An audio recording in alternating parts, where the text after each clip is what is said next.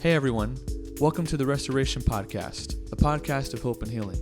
Listen as we hear real stories told by real people. Our prayer is that these conversations bring encouragement to your life. Thanks for tuning in to today's episode. We wanted to give you a quick disclaimer. When we first started recording this episode, my mic level was not set correctly, so for the first 9 to 10 minutes, my mic doesn't sound too great. We eventually made an adjustment to correct this, so a majority of this episode sounds okay. It's just those first 9 to 10 minutes. We apologize for this. Thanks for your patience. Here's today's discussion.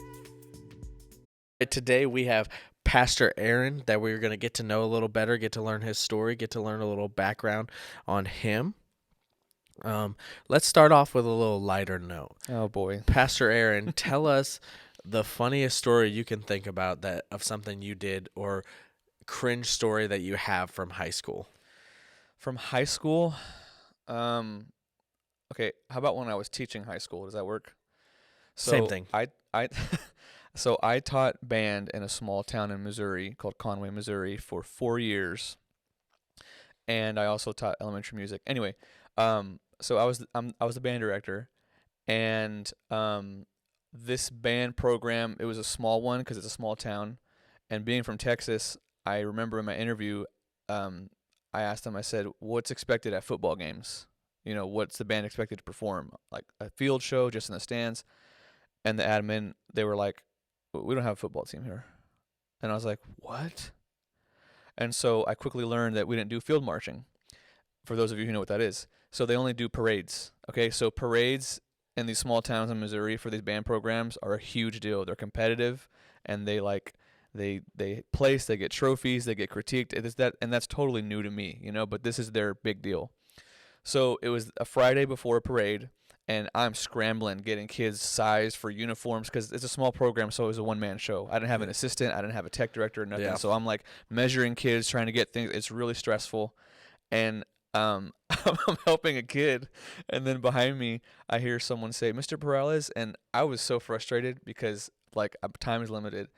And so I stood up really straight, not looking back to who it was, and I used like a really stern tone of voice. I said, this better be super important. Please don't waste my time. And I turn around, and it's our superintendent's wife. And I was like, oh, I'm so sorry. She's like, I just came to tell you you're fired. So what do you need? And so, but I was kind of glad she was there because that was my first year, and the uniforms were really old, and we marched 7th through 12th grade. And so we have some 7th graders who haven't grown yet, and they're tiny. And then these uniforms have like 6 inches left. Yeah. So what we were doing was I was literally like safety pinning uniforms and trying to size it, and they were still drowning in them. But I'm glad she was there to see it, because then she was able to tell her husband, our superintendent, what was going on. And so she was like, what's going on? And I was explaining, and I said, we may have to borrow some from someone else, you know, because we don't have our own. And then one thing led to another. Eventually, we got brand new uniforms that fit kids. We eventually marched only the older kids, but it turned out well. But that was super embarrassing. Yeah, that's definitely something. I would be a little scared for my job after that. Yeah, it was cringe. But yeah. Anyway, That's hard. hope that works. That was good. I would say that's sufficient. Okay, cool. But today we wanted to learn about your ins and outs of ministry, like how you got to where you are today and what brought you here. And so one of the big questions is, when did you feel called to ministry? Was there like a specific time, a specific thing the Lord said, or a period in your life when you knew, okay, I'm called to ministry? Sure. So I grew up in a very musical family. So my dad and his side of the family, they're all either singers or musicians. And so music was very much in my blood from a very young age. Dad raised us on Southern gospel, which I still listen to now. I love Southern gospel. And he was our choir director, our church choir, and stuff like that. So I've always been surrounded by music and church. Church has always been in my life. I'm a 4th generation believer. My great-grandfather started things, and we've just all been believers. But ever since I was little, like a little boy, like a toddler, I would see my parents do ministry. They were children's pastors for over 30 years. So I've very much been a part of ministry my whole life. Mm-hmm. And so when I was a little boy, young, my dad was trying to instill in us this love of music. And it wasn't really forced on us, but they just kind of catered it. And so I can't really pin down a specific moment when I felt the call, but I do know that my calling was music. Mm-hmm. I knew that from a very young age. I loved singing ever since I was a little boy. I was fascinated by instruments and orchestras, and this is how weird I am, how weird I was as a kid. When I was a little boy, we used to watch The Ten Commandments growing up, this movie from the 50s. Do you know that movie? Yes. It's classic. I loved watching it because I loved hearing the music. That's just how my brain has always been. Yeah. And then growing up, I liked watching the old TV shows because my family liked them, but I loved the theme songs as well. So music has always been a thing that I've been drawn to. But at church, I always loved seeing the people on the platform. And so again, I don't know a specific moment when I felt the call, but what I do remember are specific things. And let me give you an example. So when I was a little boy, I remember I loved the worship portion of service was always my favorite. I was excited about what songs they were going to sing, who's playing what. I loved it. And I remember distinctly sitting, I was probably younger than 10 at least. I was a little boy. I was looking up on the platform at my home church at Tabernaculo in Houston. And I said, it would be so amazing to one day be on that stage. And I thought, that's never going to happen. And so fast forward to being a student, I got involved in the student youth team, worship team. And then eventually I was on that platform. And it was just a full circle moment, super amazing. And like I said, there wasn't a moment where I felt the call, but my whole life I knew music is my calling, and music is what I'm meant to do. And I know that also older now because I'm not good at much else. I'm not very athletic, never have been. You're good at ping pong. Yes, I am. That is fun. But music is my calling, right? Yeah. And I had another full circle moment when I went to college. And I'll go back and fill in whatever spaces you want me to fill in. But my freshman year at Evangel in Springfield, Evangel University, shout out to all you Evangel people, right? Anyway, so I went to Evangel, and then I was looking for a church to attend. And I walked into Central Assembly, which is eventually where I attended for a while. And I remember going, and at this point, I had been in class for a little bit. And Central was a fairly big sized church, and I remember looking on the platform and recognizing professors or other students on the platform, and I sat there almost like 10-year-old Aaron, and I looked at Central's platform, and I said, "Wow, that'd be such an honor to be on that stage." And then I again said, "That's never going to happen to me." Fast forward a few years later, I was eventually part of their worship team. I was in the orchestra and the choir. I was in the handbell choir once, and then eventually on the front as a vocalist, and it was another just full circle moment. And it happened a third time. I was dating Tori, and we'll get into this. For those who don't know, Tori, my wife, is Pastor Johnny, our lead pastor's daughter. So Pastor Johnny is my pastor and my father-in-law and my boss. Not sure which order. Anyway, so I would visit Morningside when I was dating Tori, and I remember always coming, being really impressed by the music, by the worship. It was under Pastor Bill's leadership when I first visited, then later Pastor Ben. And I remember sitting there saying, man, that'd be cool to be a part of that someday. Never going to happen. And here we are. Now I'm the worship pastor. Yeah. And so was there a specific moment? No, but throughout my whole childhood, I just knew, and it was always spoken over me, music is your calling, music is your calling. And so that's kind of how that went. Yeah, and so one of the things I know you're really passionate about, because you actually help us with it here in youth, is fine arts. So what did fine arts have a part to play in that story? Oh, that's a great question. I'm really glad you asked that. So for those who don't know, our fellowship, which is the Assemblies of God, which is the logo that Pastor Scott's sporting right here, that's our fellowship or denomination we're affiliated with. There's a ministry called Fine Arts Festival it's geared towards students ages 6 through 12, and students can pick from a variety of categories, vocal solo, preaching, stuff like that, and we prepare a presentation based on criteria, and then we present it in front of these evaluators, and it's just a way to develop our gifts. And so when I was a student, I remember I was a young student, junior high, and so I was kind of still intimidated by the older kids, and we had a really talented worship team from a previous generation before me. They were older. And I remember, again, full circle moment, I was like, man, that'd be cool to be a part of that. That won't ever happen. And so I was becoming a freshman, and our youth was like, we want to put together a worship team. And so they were like gathering people, and we were all young. We were all like freshmen and sophomores, okay? And so they eventually came up to me, and they said, hey, you sing, right? And I was like, yeah. And they said, okay, will you be our singer for the worship team? And I was like, sure, I'll try. And then they're like, well, we need someone to play piano as well. And at this point, I hadn't played yet. I had never tried, and I said, yeah, I think I can figure that out. And so this was in ninth grade, and I've been playing and singing ever since. So if it had not been for fine arts, I don't think I would be doing what I'm doing today. So shout out to fine arts. It really does help students find their calling, and Yep. it helped me land where I am today. Correct me if I'm wrong, but um it's what's the Discover, develop, discover, and develop, deploy. and deploy. Yep. So yeah, we actually, not to leak into your story, but we actually have a very large group of students this year that are signed up for fine arts to go with us. And Pastor Aaron actually went with us last year I and did. plans to go with us again this year I to did. support our students. So Yeah, it was really fun. And again, another full circle moment. I just have so many of these. I'm just yeah, realizing you're that. just a full That's circle the guy. title of today, full circle moments. So when I was a student, we went to Fine Arts Festival hosted at Southwestern Assembly of God University, or SAGU. Mm-hmm. And I remember being there, and there's a big, big service for all the students. You saw it, you got to experience Yep. it. And I did that growing up. And I would attend it as a student, go do my presentation, and I was like, that was so cool. I can't believe that. Well, fast forward as an adult, my home church actually hosted Fine Arts Festival, and I was asked to be part of that worship team. And again, when I was up there, I was like, this is full circle again. Like, Yeah. these kids that I'm leading in worship, they're doing what I did when I was in their shoes. Mm-hmm. And so it was very full circle. That's so awesome. Yeah.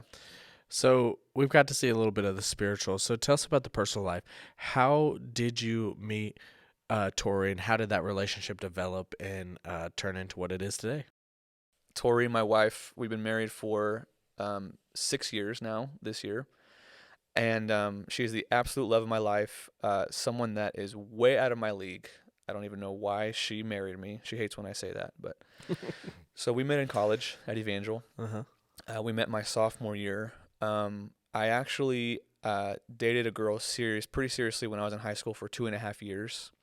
And I won't go into details, but it was a really messy relationship. Yeah. There was a lot of bad on both ends. It wasn't all her. I did a lot of bad things too. Mm-hmm. So if she's listening, it's possible. I'm sorry for all that I did. Forgive me. But it was not a good relationship. And now, with all these years that go by, now we know it's because we weren't meant to be married. Yeah. She's now married, thankfully, and she's got a family. Mm-hmm. And so that guy she's with, that's who she was meant to be with, and I was meant to be with Tori. But I met Tori my sophomore year at Evangel. And I remember when I first laid eyes on her, I said to myself, I don't know why I keep saying this, but I was like, there's no way that's going to happen. Like, she's way out of my league. She looks like she's one of those really cool people that doesn't even want to waste a breath on me, And I don't remember how we started talking, but we were in marching band at Evangel together. Mm-hmm. And so we were also music majors. So we had a lot of classes together. And I just eventually got the courage to go up to her and just kind of talk to her. And we had the same circle of friends. So we'd hang out a lot. And so I don't know why I did this, but I felt really led and compelled to only talk to her in person and not via text. Nothing against text or messaging, but I really felt like I want to do this the old-fashioned way. I want to do it the right way, face-to-face. Mm-hmm. Which, by the way, the girl I dated in high school that it didn't work out, we met on MySpace. I love this story. There's that's I'm not saying that's why it failed, but It's all my. But anyway, so what's funny is I was like, I want to talk to Tori in person. I want to get to know her. So we eventually got away from our circle of friends and just hung out, the two of us. And come to find out later, when I told her this, I said, I just wanted to talk to you in person. And she goes, I really appreciated it because you took the effort to talk to me face to face. It wasn't awkward behind a phone. And then, because sometimes when you meet someone and you only text or message, it's awkward in person. Yeah. And so with us, it was the opposite. It was like, I don't even remember. I think I got her phone number like months into when we were talking because we just talked face to face. But we got to know each other. I hadn't gone on a date with her yet, and we were texting each other, and she was like, I'm really hungry. And I was like, okay, You're being oblivious. Yeah. And then she was like, I may go grab something to eat, ... And I was like, oh, okay, let me know when you're back. And then she was like, do you want to maybe go with me? And then I got it. And I was like, Completely oh, yes, oblivious. yes. And so I went. And so our very first official date was we went to Panda Express across Evangel. It's pretty good. And I paid for her. I was so excited to pay for her because I'm like, that makes it real, And so we dated for, I think, 3 years, got engaged. We were engaged for almost a year, and we married for 6 years now. And I am actually her only boyfriend she's ever had. Wow. And then when she married me. Well, she picked a good one. Oh, well, thanks. I'm the one that picked the good one, but Yeah. but yeah, it's been wonderful. We've learned a lot about each other. We've learned a lot about life. We've had two big moves. The move to Springfield, because I'm from Houston, Texas originally, and she was living in Iowa, so we moved to Missouri. That was a big move. And then we moved from Springfield to a town called Marshfield. That was a deal. And then we moved from there to here. Yeah. So That's awesome. yeah. It's cool to see the different perspectives. See, me and my wife, we dated for 6 months, got engaged 6 months. Super fast. We're married at a year. And, we have a healthy marriage. We have a Of successful course. marriage. And it's cool to see, like, the opposite end where, it's cool to see that it works. Either way, it works for everybody. Yeah. Like, whatever your story is, if it works for you, it works for Yeah, you. and if you found the person, Yeah, it it works. doesn't matter. Yeah. 3 years, 6 months, Yep. 5 seconds. I actually had a youth pastor in high school that said that he met him and his now wife, that they've been married. They have 3 kids. Great youth pastor. He met his wife. I may be a little off, but I'm pretty sure he said that they met each other. They stayed up 24 hours straight just talking. And then he said it was either that next day, I think it was actually a week later, he proposed to her. Oh my gosh. Still happily married Of to course, this day. yeah, it works. Still successful, Just good everyone's people, story's different, yeah. So yeah, let's see. What is it like? What's the dynamic like working for your father-in-law? I am so glad you asked that question. So when I first got interviewed by the board, they asked the same thing. They said, "Will you be able to work under your father-in-law?" And the answer is yes, because I've known him before here, if that makes sense. Mm-hmm. So for example, when you came, you had just gotten to know him. So you were learning how to do your job and learning to get to know your boss. Yeah. I got here already knowing my boss, Yeah. if that makes sense. And so Pastor Johnny and I just made an agreement really early on. I asked him, I said, "Hey, and we get along, okay? I know there's this weird dynamic about in-laws, father-in-law, son-in-law. I love him, he loves me, and we get along. But we made an agreement early on to try our absolute best to keep work at work and then to keep family at home. Yeah. So when we're here at the office, we do our business, and then we try our best to keep that at the office. And when we're at home, just be father-in-law, son-in-law.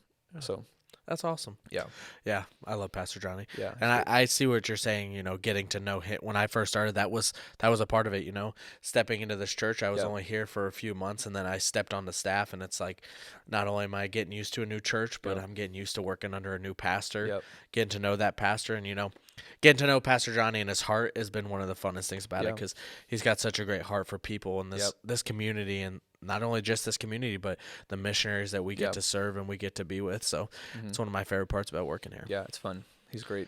So if you had to describe your responsibilities here at the church, what would they be? So my title officially is worship pastor, but I also oversee our tech stuff. Every church is different. They have different titles. Some people call it worship and creative arts or worship and tech. But I oversee all things music, all things worship, and then also all things tech. So like our live stream, our sound, anything you see like in the lobby and stuff like that, that's kind of my responsibility. It's kind of unique because Morningside is a uniquely sized church. We're not a church of 1,000 or more, but we're also not a church of less than 100. We're kind of in between. Yeah. And so because of that, I wear this unique role. And so I oversee volunteers. I schedule volunteers, and that's what I do. Worship and tech, basically.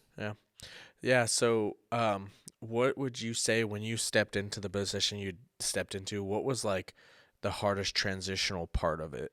So the hardest transitional part was I moved from managing students to managing adults. Yeah. And it was very, very different. Yeah. Because students, you know this because you're a youth pastor. Yeah. You have the advantage of being older, the older, wiser person. Mm-hmm. Very early on, I learned that to me, it was an awkward situation where I had to correct or advise someone who's older than me. Yeah. And it was just kind of awkward.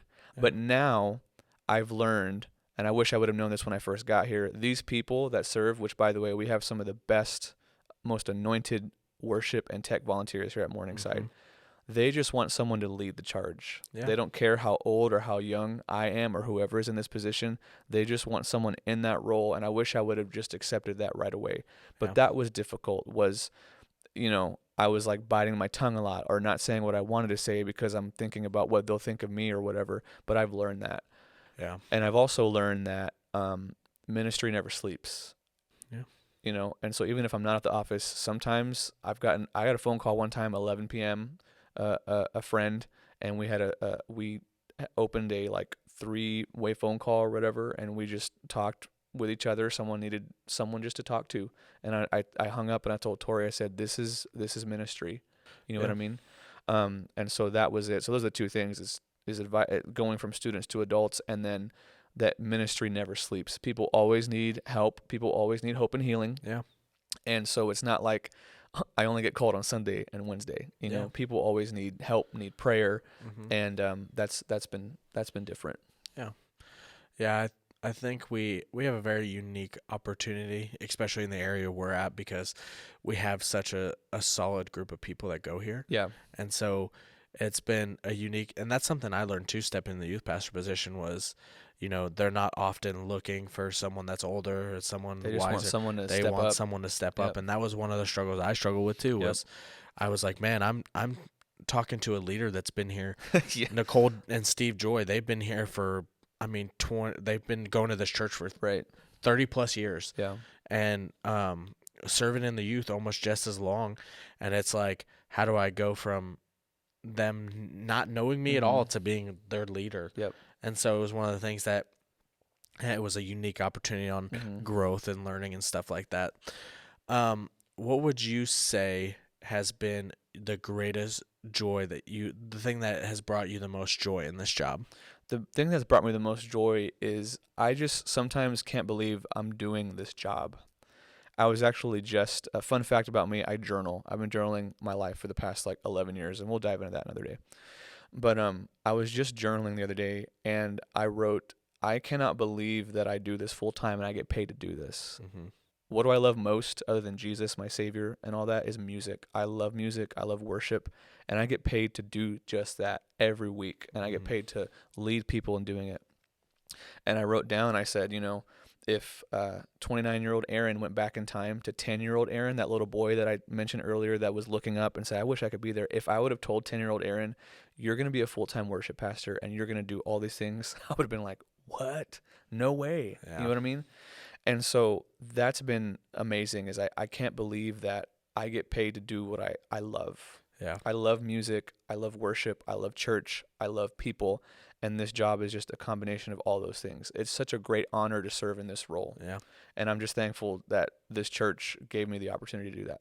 Yeah. I never realized how, I never understood, you hear the people say, work at a place you love and you'll have a job that you love and you'll never work You'll a never day work a in day in your. your life. Yep. And so I never understood that till I started working here. Yeah. Like, this is doing full-time ministry has been a dream of mine. And so it's been one of those things that's been really rewarding and Mhm. amazing to see, is like getting to step into that call of God and step into a place where Mhm. the people here truly love and support all of us on staff. Yeah. They're not here to try to get us out of the position or change somebody else into our Mhm. positions. They want us to thrive and succeed. Right. And so that's just a really very unique opportunity. Yeah. So give us a little background. So you're from Houston. Got that right. You talked about your mom and dad. Tell us about your siblings. I believe you only have one. Yeah, I have one older sister. She's 10 years older than me, Miriam. And a lot of people are surprised when they learn how far apart we are when they see us because we're really close. Mm-hmm. Although she was in college when I was in elementary school, so I did live a little bit like an only child, but I always had her. We're very close. We're still close today. She has 2 boys and a girl, Mm-hmm. and who is on the way due any day now. By the time this post probably will be here. Yeah. And we're all from Houston, Texas. Like 90% of my family is still down there. And I grew up in a Hispanic household. Mm-hmm. And so both my parents are bilingual. My dad has the most beautiful Spanish you'll ever hear and really good English. And my mom speaks both languages as well. Her Spanish isn't quite as beautiful, but she's fluent. Yeah. And so that's another unique thing about me is I grew up in a bilingual household and in a bilingual church. My church is bilingual. Growing up, we had just one service where they kind of went back and forth. But then very recently, when I was like in high school, they did a big move. It was a big deal for them, and now they have an English service and a Spanish service. Yeah. And so that's unique. Yeah. So it's no surprise to anybody in our audience that here at Morningside, our 11:30 service is going to become a fully Yes. bilingual service in during Christmas Eve services. And Yep. so where did that come from? Where did the idea come from? Or tell us why you're excited about it. Tell us the thought process behind it, and tell us So what you noticed. yeah, and so I noticed first of all when I moved here to Sioux City that there are a lot of Hispanics and a lot of Spanish speakers here in Siouxland, and also across the state line in Nebraska and whatever the other state is, South Dakota. Is that we're Mhm. close to? I don't get the geography. Texas is just Texas. So, and so we were just discussing our three services, and we're like, what can we do to the 11:30 service to kind of make it a little different, you know? And this thought crossed my mind. I said, what if we just did bilingual worship just for that service? I said, surely they'll, and then my mind kept rolling. I said, you know what? What if we just had a fully bilingual service? And so I brought it up to our staff and our lead pastor, and they were totally on board. And I almost got goosebumps thinking about this. And when they gave me the green light on that, because I really feel like that is probably one of the reasons I'm here for a time like this is Yeah. to start that.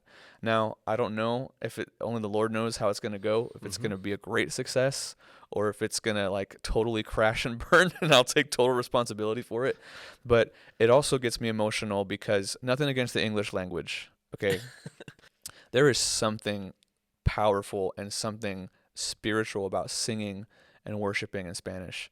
These worship choruses in Spanish and certain Spanish songs I grew up with, they do something to me. They slay me spiritually, so to speak. And I'm instantly taken back to that little boy that was 10 years old worshiping even then. Yeah. And so when we're up there and we go into a Spanish chorus, it fills my soul. And the congregation receives it as well. Even those who don't speak Spanish, they enjoy it. They tell me, hey, I don't know what we're saying, but it's powerful. Yeah. And so we're excited for that. There's a lot of bases we got to cover and a lot of things to consider, but I'm excited for the challenge. Yeah, definitely. So if you had to say, what is that service going to, I know, understand bilingual. Yep. It's going to be bilingual, of course, like Spanish and stuff, but what is it going to look like from beginning to end? What are you implementing for that service to look Great like? question. So we here at Morningside have, excuse me, if you've ever been to our service, you know our service flow. We open up with a song, and then we have scripture reading at the beginning. What we'll do is we'll read those in Spanish and English. Yeah. Very easy to do that. We have more worship, and then we have prayer time and communion, and that will be led bilingually as well. Mm-hmm. So we'll read the scriptures in Spanish and in English. And the great thing about worship is, and me being the worship pastor and growing up in a bilingual church, I'm accustomed to leading worship bilingually. Yeah. So if you come to an 11:30 service, you can expect worship songs that go back and forth from Spanish and English. Yeah. So like it may be just the chorus that we do in both languages. It may be more depending on the song and how it fits. I'm a little picky with my Spanish translations. And so I'm like, no, that sounds weird. Let's do, that's a good one, you know? Yeah. So people can expect Spanish and English worship, Spanish and English scripture reading and communion time and prayer time. And then when it comes time to the preaching of the word, two things. One, on our projector, we're going to project Pastor Johnny or whoever's preaching their points and their notes. We're going to do that probably bilingually as well. So we'll say point one, and it'll be in both languages. And then we're also going to offer little earpieces. So when Pastor Johnny is on the platform, he's still preaching in English, but there's going to be someone in another room who's interpreting what he's saying into Spanish. So if there's someone here that speaks prominently Spanish, but they want to understand the message, they can get one of those and we'll offer that to them. Now in the future, if things grow to where we need more than that, or if there's a desire for just strictly Spanish preaching, then we'll have to change who's preaching to someone who speaks Spanish. Yeah. But that's the thing for the future. What would you say are the greatest needs to make that happen? I think the greatest needs are we need volunteers who are bilingual. We need volunteers who can speak to people who maybe walk through our doors that speak very little English. And that's what I'm hoping for. I believe, the Hispanic community or the Spanish speaking community, they need hope and healing too. Yeah. And we're here in the middle of Siouxland we're surrounded by a ton of Spanish speakers, and we want to offer that to them. So the greatest need we need is bilingual volunteers. So Yeah. we need bilingual greeters, bilingual ushers, bilingual kids worker, because some of these kids may not know much English. Yeah. And so we just need to scatter our people who are able to do that. And then the other great need is honestly prayer. We just need people investing and praying, interceding for our Spanish speakers here in Sioux City, Yeah. praying for me and the pastoral staff that we do this correctly. Mm-hmm. Now, where I know that you saw the need, and that's where this all stemmed from. But in you, like, what's the biggest driving force in you for? I know that just talking with you, having open conversation about it. Truthfully, I'm 100% for it. I think it's an amazing idea. I think it's a vital ministry in our area. And I would say, what is your driving force behind this? Like, when you think about this, what gets you excited? What gets me excited is thinking about people who are in Siouxland who have been looking for a church, a Pentecostal church that caters to their language. Yeah. So I'll give you a couple examples. There are a lot of baby boomer generation or like our parents. The parents have broken English, so they barely speak English, but their kids are bilingual. And so that's someone we're targeting, is parents like that can come to the same church with their family and everyone understands what's going on. The other people we're thinking of are sometimes there are married couples where one spouse is fully bilingual and the other is not.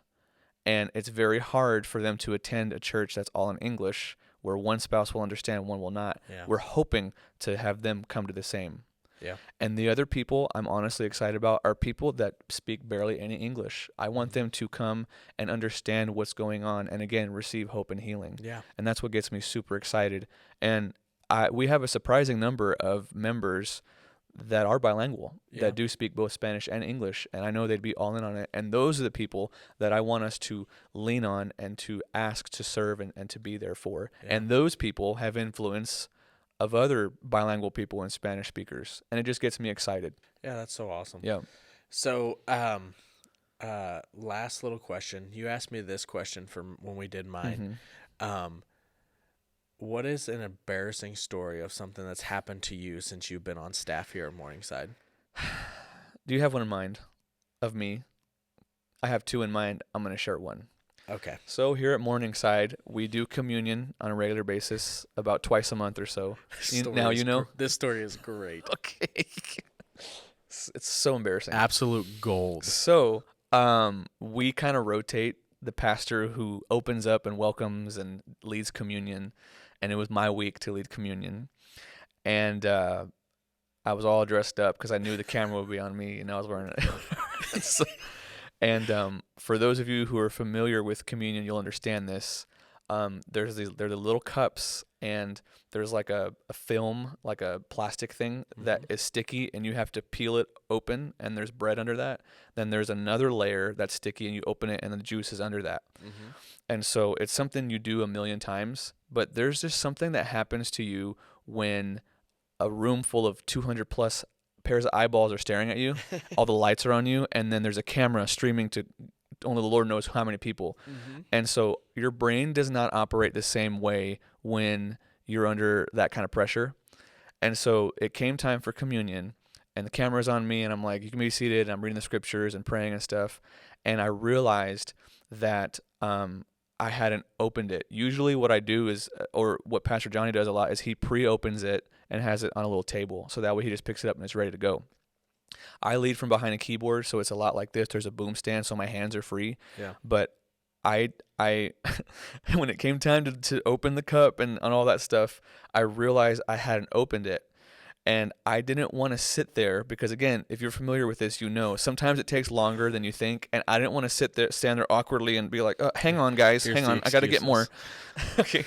So the bread was fine. When it came time to drink the juice, I made the executive decision, you know what? I'm just not going to open it. I'm going to pretend no one's going to know. Okay. So I said, you may now take the cup. So I take my cup that's still fully sealed, and I faked it. But when I faked it, I didn't even put it up to my mouth. It was like this. Put it down. And when I put it down, in my mind, I said, that was really good. No one noticed. So then we finish worship, and I go to the back where our green room is, where our stream team is, and they're laughing so hard. I'm like, what's going on? They're like, dude, our camera switcher was like, you totally faked communion. And I was like, what? He goes, yeah, man, we were zoomed in real close. And I was like, well, no one really noticed, right? And then one of our students who was on cameras that day did what a student would do and made a GIF of me. So it's out there of me just going, and it's so embarrassing. And so then we've had a few new pastors on staff, and whenever it was their first time to do it, they're like, just don't fake it like Aaron did. And I'm like, so that was pretty embarrassing. Oh, watching that clip is one of my favorites of you just. Yeah, and that was then perfect. I'm part of a worship pastor group on Facebook, and I posted about it, and that got so many reactions and comments. Yeah. And, we've all done things like that, Yeah, we have. There's always those little embarrassing stories in Yeah. ministry of stuff that happens that you're like, I'm not really like proud that this happened, Yeah. but man, it's so funny. I got to share it. There's more to come. Yeah, definitely. So we would like to say thank you for joining us today. We appreciate you guys. Thank you, Pastor Aaron, for opening up and Absolutely. helping us to get to know you a little Yep. bit better. And, we look forward to seeing where this podcast takes us and all the things that we get to talk about and chat about, and Amen. hope to bring you some hope and healing in your life. So Yeah. Thanks for watching. have a good day. Thanks for listening, and be sure to follow Restoration Podcast on Spotify and Apple. If you're watching on YouTube, please like, comment, and subscribe.